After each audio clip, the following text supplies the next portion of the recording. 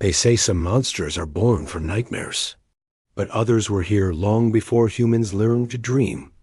And Labubu? It's one of those creatures, real, ancient, watching. You've seen the cute designs. You've seen the toys.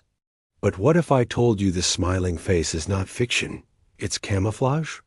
Tonight, you will hear the stories that were never meant to be told. This is the true history of Labubu. Welcome to Tales After Midnight. Asterisk, they call it Labubu now, but that's just a modern name.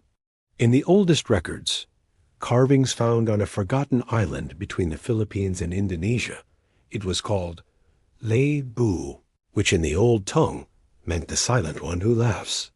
The carvings show a small creature, hunched but alert, with long ears, round eyes, and a smile full of pointed teeth. Scholars thought it was just symbolic art, until they found the skull.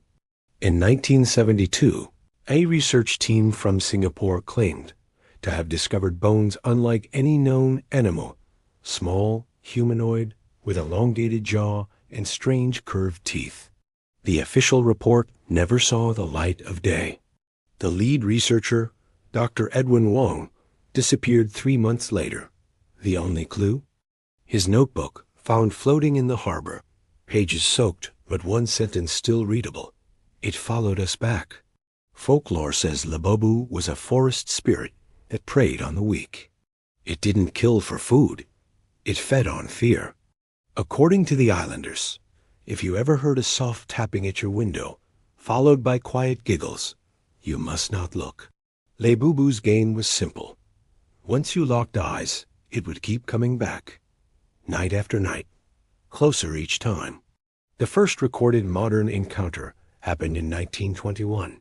A merchant ship traveling from Cebu to Jakarta stopped at a small island for fresh water. The crew reported meeting a group of locals who warned them never to stay after sunset. The captain ignored them, claiming superstition was nonsense. That night, one crewman was found dead on deck, eyes wide open, mouth frozen in a scream. There were no wounds, except 2 tiny punctures on his cheek, as if something sharp had pressed in but not pierced fully. His body was pale, almost drained of something more than blood. By the 1980s, stories began to surface from travelers and fishermen. One man, known only as Rico, told a radio host about camping in the jungle with friends. Around midnight, they heard laughter, high-pitched, childlike, but echoing unnaturally between the trees. Thinking it was locals, they called out. The laughter stopped. Then, from the dark, a pair of glowing eyes appeared, and a smile that didn't move with the sound. Rico claims he blacked out. When he woke up, his friends were gone.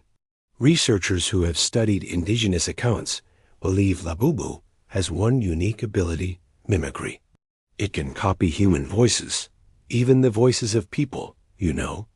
That's why many victims follow it deeper into the forest, thinking they're chasing a lost friend or child. By the time they realize, they're already too far to return.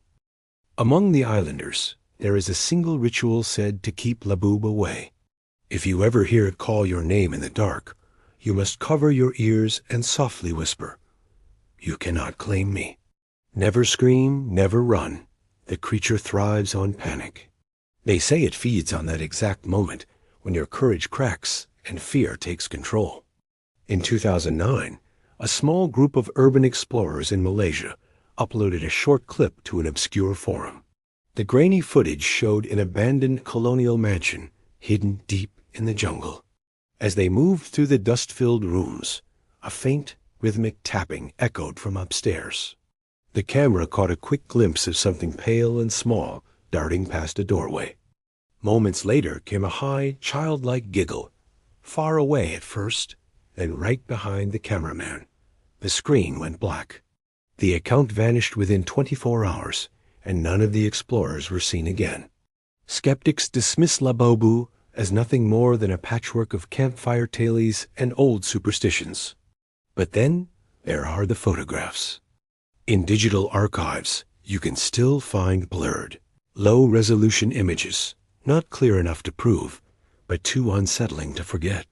One picture from 1968 shows a small hunched figure in the shadows of a fishing hut, long ears angled upward, and that unnatural grin frozen in place.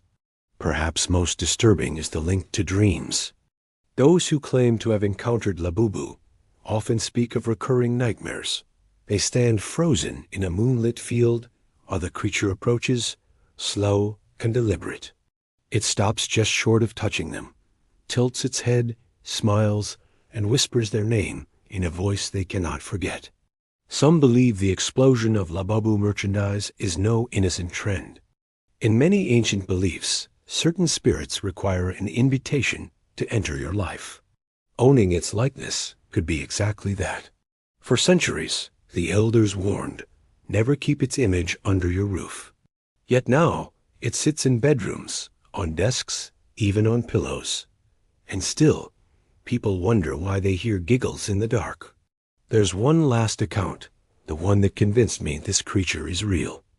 A friend of mine, Daniel, a journalist, traveled to that forgotten island in 2018, determined to uncover the truth. For days, no one would speak to him. At last, an elderly woman agreed to share her story. She said that as a child, she once saw Labu at her window, grinning, tapping on the glass. She hid under a blanket until dawn, repeating the protection words over and over. Then she looked Daniel in the eye and said quietly, "Now it knows your voice." Daniel laughed it off. 3 weeks later, he stopped answering calls. Police found his apartment locked from the inside. Everything was in place, except Daniel himself. On his desk was a single scrap of paper, scrawled with 3 trembling words, still smiling at me. Outro. Maybe Labubu is just folklore. Maybe it's a ghost story told to keep children indoors. But when the lights fade and the world falls silent, listen carefully. If you hear that gentle tapping, if you hear that giggle, whatever you do, don't return the smile. Sweet dreams. This has been Tales After Midnight.